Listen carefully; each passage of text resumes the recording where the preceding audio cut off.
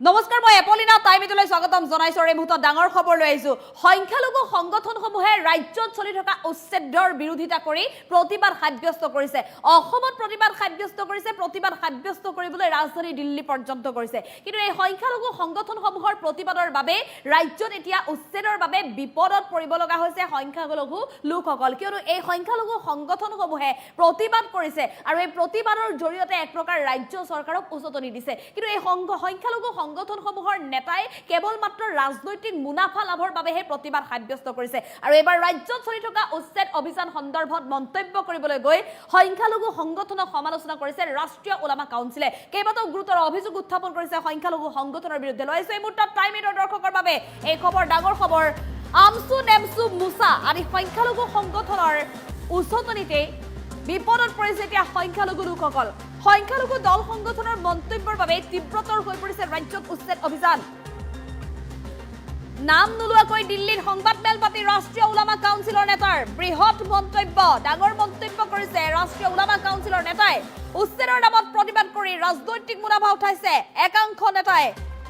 কাক লক্ষ্য কৰি ওলামা কাউন্সিলৰ এই মন্তব্য মুখ্যমন্ত্ৰীৰ সৈতে আলাপ আলোচনা কৰি সকলো সমস্যা সমাধান কৰিব পাৰিলেহেঁতেন কিন্তু মুখ্যমন্ত্ৰীৰ সৈতে আলোচনাত বহাৰ বিপৰীতে প্ৰতিবাদত নামিছে সংখ্যালঘু সংগঠনৰ দল কিন্তু তাকে নকৰি দিছপুৰ দিল্লীত আমি দাবী ধমকি দিছে প্ৰতিবাদ সাব্যস্ত কৰিছে গতিকে এইবিলাক উচতনি এতিয়া বন্ধ কৰিব লাগে উচতনি বন্ধ কৰিলেহে উচ্ছেদ বন্ধ হ'ব নিজে একোটা বিধায়ক মন্ত্ৰী হ'বৰ কাৰণে সংখ্যালঘুসকলক বিপদত পেলাইছে সংখ্যালঘু দল সংগঠনসমূহে আৰু এতিয়া একাংশ সংগঠনে সংখ্যালঘু লোকৰ হাতত কলম উঠাই দিছে কিন্তু যিসমূহ সংগঠনে ইমান দিনে কিয় বুজি পোৱা নাছিল নেকি বুলি প্ৰশ্ন উত্থাপন কৰিছে এতিয়া এইদৰে উচ্ছেদৰ বিৰুদ্ধে সংখ্যালঘু দল সংগঠনক তীব্ৰ ককৰ্থনা কৰিছে ৰাষ্ট্ৰীয় ওলামা কাউন্সিলৰ নেতাই আমি পুনৰ জনাইছো ৰাজ্যৰ এতিয়া উচ্ছেদ অভিযান অব্যাহত ৰাখিছে আৰু ৰাজ্য চৰকাৰে এই উচ্ছেদ অভিযানৰ বিৰোধিতা কৰি সংখ্যালঘু দল সংগঠনসমূহে তীব্ৰ প্ৰতিবাদ সাব্যস্ত কৰিছে ৰাজ্যজুৰি সমগ্ৰ অসমত প্ৰতিবাদ সাব্যস্ত কৰিছে মিয়া ছাত্ৰ সংগঠনৰ তৰফৰ পৰা যদি কোনোবাই মিয়ালেণ্ড দাবী কৰিছে একাংশই দাবী কৰিছে মিয়া স্বায়ত্তশাসিত পৰিষদ এনেধৰণে এতিয়া ৰাজ্যত উচ্ছেদৰ বিৰোধিতা কৰি ৰাজপথলৈ ওলাই আহিছে প্ৰতিবাদকাৰী সংখ্যালঘু দল সংগঠনসমূহ আৰু ৰাজপথলৈ প্ৰতিবাদ সাব্যস্ত কৰিবলৈ ওলাই আহোঁতে লৈ আহিছে প্ৰতিগৰাকী সংখ্যালঘু লোকক যিসকল সংখ্যালঘু লোক উচ্ছেদৰ বলি হ'ব লগা হৈছে সেই লোকসকলক লগত লৈ প্ৰতিবাদ সাব্যস্ত কৰিছে এই সংখ্যালঘু দল সংগঠনে কিন্তু সংখ্যালঘু দল সংগঠনৰ এই প্ৰতিবাদে বিপদত সংখ্যালঘুসকলক এক প্ৰকাৰ বিপদত পেলোৱা বুলিহে অভিযোগ উত্থাপন কৰিছে ৰাষ্ট্ৰীয় ওলামা কাউন্সিলে কেৱল ইমানেই নহয় সংখ্যালঘুসকল পূৰ্বৰে পৰাই শিক্ষাৰ ক্ষেত্ৰত কিছু পৰিমাণে পিছ পৰি আহিছে সামাজিক ক্ষেত্ৰত কিছু পৰিমাণে পিছ পৰি আছে কিন্তু সংখ্যালঘু লোকসকলৰ এই পিছপৰা শিক্ষাৰ ক্ষেত্ৰত পিছ পৰি থকাৰ যি দৃশ্য বা ঘটনা সেই ঘটনা পূৰ্বতে সংখ্যালঘু দল সংগঠনৰ দৃষ্টিগোচৰ হোৱা নাছিল নেকি এতিয়া কলম বিতৰণ কৰিবলৈ গৈছে একাংশ সংখ্যালঘু সংগঠনে এনেধৰণে নাম নোলোৱাকৈ এক প্ৰকাৰ টাৰ্গেট কৰি লৈছে সংখ্যালঘু সংগঠনক ৰাষ্ট্ৰীয় ওলামা কাউন্সিলে আৰু কেৱল ইমানেই নহয় ৰাজধানীৰ প্ৰতিবাদ সাব্যস্ত কৰিবলৈ যোৱা বিষয়টোৱে অধিক তীব্ৰতৰ কৰি তুলিছে উচ্ছেদ অভিযানৰ ৰাজ্য চৰকাৰৰ মুখ্যমন্ত্ৰী ডক্টৰ হিমন্ত বিশ্ব শৰ্মাৰ সৈতে সংখ্যালঘু দল সংগঠনৰ নেতাসকল আলোচনাত বহিব পাৰিলেহেঁতেন আলোচনাত বহি সংখ্যালঘুৰ বিৰুদ্ধে বৰ্তমান ৰাজ্যত যি উচ্ছেদ অভিযান চলিছে এই উচ্ছেদ অভিযানৰ বিৰোধিতা কৰিব পাৰিলেহেঁতেন কিন্তু সংখ্যালঘু সংগঠনসমূহে ৰাজ্যৰ মুখ্যমন্ত্ৰীগৰাকীৰ সৈতে বা চৰকাৰৰ সৈতে কোনো ধৰণৰ আলোচনাত নবহি কেৱল মাত্ৰ প্ৰতিবাদ সাব্যস্ত কৰিছে চৰকাৰৰ বিৰুদ্ধে হুংকাৰ দিছে আৰু ইয়াৰ মূলতে হৈছে নিজকে পৰৱৰ্তী সময়ত একোজন মন্ত্ৰী হিচাপে একোজন বিধায়ক হিচাপে গঢ়ি তোলাৰ লক্ষ্য এইসমূহ সংখ্যালঘু সংগঠনৰ নেতাই সংখ্যালঘু দল সংগঠনৰ মন্তব্যৰ বাবে ৰাজ্যত উচ্ছেদ অভিযান তীব্ৰতৰ হোৱা বুলি অভিযোগ উত্থাপন কৰি এনেধৰণে এতিয়া ৰাষ্ট্ৰীয় ওলামা কাউন্সিলে ককৰ্থনা কৰিছে সংখ্যালঘু দল সংগঠনসমূহক উচ্ছেদৰ নামত প্ৰতিবাদ কৰি ৰাজনৈতিক মুনাফা উঠোৱা বুলি একাংশ সংখ্যালঘু দল সংগঠনৰ নেতাৰ বিৰুদ্ধে গুৰুতৰ অভিযোগ নিজে একোজন বিধায়ক মন্ত্ৰী হ'বৰ কাৰণে সংখ্যালঘুক ব্যৱহাৰ কৰিছে সংখ্যালঘুক বিপদত পেলাইছে বুলিও গুৰুতৰ অভিযোগ উত্থাপন কৰিছে ৰাষ্ট্ৰীয় ওলামা কাউন্সিলৰ নেতাই আৰু এই সন্দৰ্ভত ৰাষ্ট্ৰীয় ওলামা কাউন্সিলৰ নেতাৰ মন্তব্য আছে আমি মন্তব্য আগবঢ়াবলৈ চেষ্টা কৰিম অসমৰ আমাৰ কিছু ধৰ্মীয় সংখ্যালঘু সংগঠনবিলাকক আমি আহ্বান কৰিম আজি সংগঠনবোৰে যেনে ধৰণৰ দম্বালি মাৰি কথাবিলাক কৈ পেলাই যে লাখ লাখ মানুহ লৈ পেলাই ৰাজপথত আহি যাব, লাখ লাখ মানুহ দিল্লী দিছপুৰত লৈ আনিব। এই ধম্বালি মাৰিলে যিকোনো বস্তু সমস্যাৰ সমাধান নহয়। তেওঁলোকে গোটেই যিমান ধৰ্মীয় সংখ্যালঘু হওক, ভাষিক সংখ্যালঘুই হওক, সংখ্যাগুৰুৱে হওক, কোনো সংগঠনবিলাকে দল সংগঠন একত্ৰিত হৈ পেলাই অসমৰ সাম্প্ৰতিক পৰিস্থিতি শান্ত কৰিব লাগে। আৰু এই সময়ত কিছু সংগঠনৰ উচতনিমূলক মন্তব্যৰ দ্বাৰা মই ভাবো আৰু উচ্ছেদ তীব্ৰতাৰে হৈ আছে। আজি মুখ্যমন্ত্ৰীৰ লগত আলোচনা বিলোচনা কৰি যিহেতু প্ৰত্যেকটা দল সংগঠনৰ লগত তেওঁৰ এটা ভাল হয়তো বুজাবুজি আছে মুখ্যমন্ত্ৰীৰ লগত, তেওঁলোকে আলাপ আলোচনাৰ মাধ্যমত গোটেই সমস্যাবোৰ সমাধান কৰিব পাৰিলেহেঁতেন। কিন্তু এই সংগঠনবোৰে আজি অসমৰ এই জ্বলন্ত সমস্যা আৰু সমস্যাৰ সৃষ্টি কৰি আছে, কিছুমানক উচতনি দি আছে। আমি যে লাখ লাখ মানুহৰ কথা কৈ পেলাই 10 লাখ 20 লাখ মানুহ আনি দিল্লী দিছপুৰত আনি পেলাই মানুহক দম দি আছে, এইটো কৰিম সেইটো কৰিম কৈ পেলাই আৰু উচতনি দি আছে। এইবিলাক উচতনি বন্ধ কৰিব লাগে। সংখ্যালঘু আমাৰ যিমান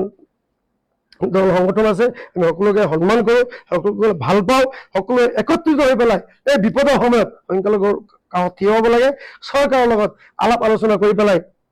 কেনেদৰে এই সমস্যাবোৰ সমাধান কৰিব পৰা যায় তাৰ এটা ৰাস্তা ওলাব লাগে। নিজে একোটা একোটা বিধায়ক হ'বলৈ কাৰণে, আগন্তুক দিনত একোটা মন্ত্ৰী হ'বলৈ কাৰণে, তেওঁলোকৰ নিজে লিডাৰ হ'বলৈ কাৰণে এই দম্বালি মাৰি কথা কৈ পেলাই বাকী এই গোটেই সংখ্যালঘু জনগোষ্ঠীটোক আজি আপোনাৰ যিটো বিপদত পৰিচালিত কৰিছে আমি অতিকে দুখ পাইছোঁ। এনেধৰণে কৰিব নালাগিছিল। আজি এই সংগঠনবোৰে এতিয়া কলম উঠাই দিছে। এই সংগঠনবোৰে আগতে কিয় বুজি পোৱা নাই?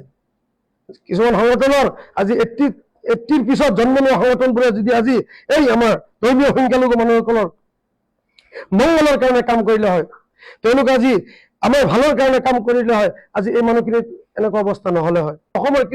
আমাৰ কিছু ধৰ্মীয় সংখ্যালঘু সংগঠনবিলাকক আমি আহ্বান কৰিম, আজি সংগঠনবোৰে যেনেধৰণৰ দম্বালি মাৰি কথাবিলাক কৈ পেলাই যে লাখ লাখ মানুহ লৈ পেলাই ৰাজপথত আহি যাব, লাখ লাখ মানুহ দিল্লী দিছপুৰত লৈ আনিব। এই ধম্বালি মাৰিলে যিকোনো বস্তু সমস্যাৰ সমাধান নহয়। তেওঁলোকে গোটেই যিমান ধৰ্মীয় সংখ্যালঘু হওক, ভাষিক সংখ্যালঘুই হওক, সংখ্যাগুৰুৱে হওক, কোনো সংগঠনবিলাকে দল সংগঠন একত্ৰিত হৈ পেলাই অসমৰ সাম্প্ৰতিক পৰিস্থিতি শান্ত কৰিব লাগে। আৰু এই সময়ত কিছু সংগঠনৰ উচতনিমূলক মন্তব্যৰ দ্বাৰা মই ভাবো আৰু উচ্ছেদ তীব্ৰতাৰে হৈ আছে। আজি মুখ্যমন্ত্ৰীৰ লগত আলোচনা বিলোচনা কৰি যিহেতু প্ৰত্যেকটা দল সংগঠনৰ লগত তেওঁৰ এটা ভাল হয়তো বুজাবুজি আছে মুখ্যমন্ত্ৰীৰ লগত, তেওঁলোকে আলাপ আলোচনাৰ মাধ্যমত গোটেই সমস্যাবোৰ সমাধান কৰিব পাৰিলেহেঁতেন। কিন্তু এই সংগঠনবোৰে আজি অসমৰ এই জ্বলন্ত সমস্যা আৰু সমস্যাৰ সৃষ্টি কৰি আছে, কিছুমানক উচতনি দি আছে। আমি যে লাখ লাখ মানুহৰ কথা কৈ পেলাই 10 লাখ 20 লাখ মানুহ আনি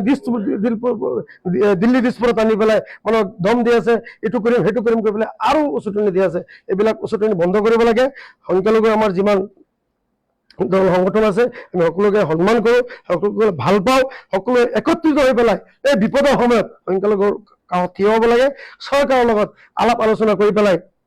কেনেদৰে এই সমস্যাবোৰ সমাধান কৰিব পৰা যায় তাৰ এটা ৰাস্তা ওলাব লাগে। নিজে একোটা একোটা বিধায়ক হ'বলৈ কাৰণে, আগন্তুক দিনত একোটা মন্ত্ৰী হ'বলৈ কাৰণে,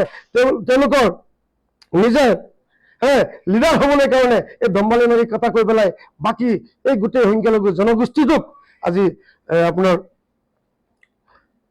যিটো বিপদত পৰিচালিত কৰিছে আমি অতিকে দুখ পাইছোঁ। এনেধৰণে কৰিব নালাগিছিল। আজি এই সংগঠনবোৰে এতিয়া কলম উঠাই দিছে। এই সংগঠনবোৰে আগতে কিয় বুজি পোৱা নাই?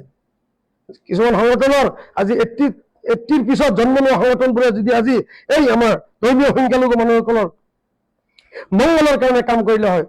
তেওঁলোকে আজি আমাৰ ভালৰ কাৰণে কাম কৰিলে হয়, আজি এই মানুহখিনিৰ এনেকুৱা অৱস্থা নহ'লে হয়। অসমৰ আমাৰ কিছু ধৰ্মীয় সংখ্যালঘু সংগঠনবিলাকক আমি আহ্বান কৰিম, আজি সংগঠনবোৰে যেনেধৰণৰ দম্বালি মাৰি কথাবিলাক কৈ পেলাই যে লাখ লাখ মানুহ লৈ পেলাই ৰাজপথত আহি যাব, লাখ লাখ মানুহ দিল্লী দিছপুৰত লৈ আনিব। এই দম্বালি মাৰিলে যিকোনো বস্তু সমস্যাৰ সমাধান নহয়। তেওঁলোকে গোটেই যিমান ধৰ্মীয় সংখ্যালঘু হওক, ভাষিক সংখ্যালঘুই হওক, সংখ্যাগুৰুৱে হওক, কোনো সংগঠনবিলাকে দল সংগঠন একত্ৰিত হৈ পেলাই অসমৰ সাম্প্ৰতিক পৰিস্থিতি শান্ত কৰিব লাগে। আৰু এই সময়ত কিছু সংগঠনৰ উচতনিমূলক মন্তব্যৰ দ্বাৰা মই ভাবো আৰু উচ্ছেদ তীব্ৰতাৰে হৈ আছে। আজি মুখ্যমন্ত্ৰীৰ লগত আলোচনা বিলোচনা কৰি যিহেতু প্ৰত্যেকটা দল সংগঠনৰ লগত তেওঁৰ এটা ভাল হয়তো বুজাবুজি আছে মুখ্যমন্ত্ৰীৰ লগত তেওঁলোকে বহি আলাপ আলোচনাৰ মাধ্যমত গোটেই সমস্যাবোৰ সমাধান কৰিব পাৰিলেহেঁতেন কিন্তু এই সংগঠনবোৰে আজি অসমৰ এই জ্বলন্ত সমস্যা আৰু সমস্যাৰ সৃষ্টি কৰি আছে কিছুমানক উচতনি দি আছে আমি যে লাখ লাখ মানুহৰ কথা কৈ পেলাই 10 লাখ 20 লাখ মানুহ আনি দিল্লী দিছপুৰত আনি পেলাই মানুহক দম দি আছে এইটো কৰিম সেইটো কৰিম কৈ পেলাই আৰু উচতনি দি আছে এইবিলাক উচতনি বন্ধ কৰিব লাগে সংখ্যালঘু আমাৰ যিমান দল সংগঠন আছে আমি সকলোকে সন্মান কৰোঁ সকলোকে ভাল পাওঁ সকলোৱে একত্ৰিত হৈ পেলাই এই বিপদৰ সময়ত